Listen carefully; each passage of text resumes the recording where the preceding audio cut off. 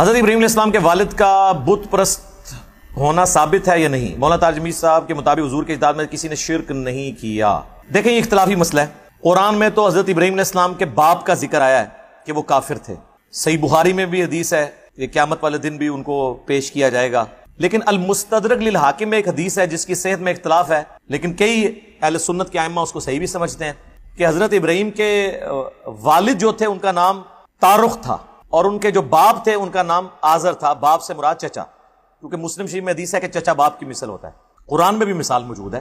حضرت یوسف علیہ السلام نے اپنے باپ میں حضرت اسماعیل کو بھی ذکر کیا، حالانکہ آپ اسماعیل کی اولاد نہیں ہیں، آپ اسحاق کی اولاد ہیں علیہم السلام اجمعین، اس لیے اس کو زیادہ وہ مسئلہ نہیں بنانا چاہیے۔ بال مولانا اسحاق صاحب نے اس پہ ایک پھکی دی ہے کہ اگر لوگ یہ سمجھتے ہیں اہل سنت کے بڑے ائمہ کہ حضرت ابراہیم کے والد جو تھے وہ کافر تھے تو اتنا کوئی بڑا مسئلہ نہیں ہے۔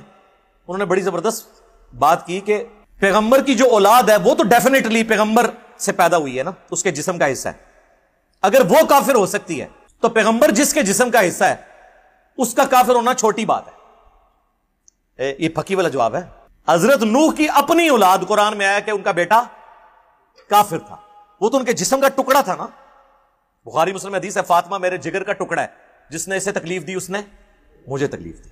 تو حضرت نوح کی اولاد ان کے جسم کا حصہ تھی، وہ کافر نکلی، اور اللہ نے اتنا غصے کا اظہار کیا، قرآن میں فرمایا یہ تیرے اہل بیت میں شامل ہی نہیں ہے، حالانکہ اہل بیت میں تھا، بیگوٹن انسان تھا، لیکن اللہ نے کہا اس کے کرتوت ایسے نہیں ہیں۔ تو اس سے ان سیدوں کو بھی سبق حاصل کرنا چاہیے جو سوٹے لگاتے رہتے ہیں اور کہتے ہیں عزیز سیدہ۔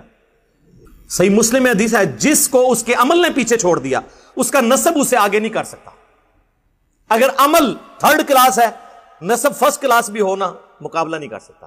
ہاں اگر نسب فرسٹ کلاس ہے، عمل بھی فرسٹ کلاس ہے، پھر سارے فرسٹ کلاس میں وہ اوپر چلا جائے گا، پھر حسن و حسین ہی جنتی نوجوانوں کے سردار ہوں گے، جامعہ ترمذی مسند احمد، اور فاطمہ جنتی عورتوں کی سردار ہوں گی، صحیح بخاری صحیح مسلم دونوں میں حدیث موجود ہے۔ ہم نسبت کے منکر نہیں ہیں، لیکن ہم کہتے ہیں چھڑی نسبتاں نہ ہوں، چھڑی نسبتاں، کرتوت کوئی نہیں صحیح۔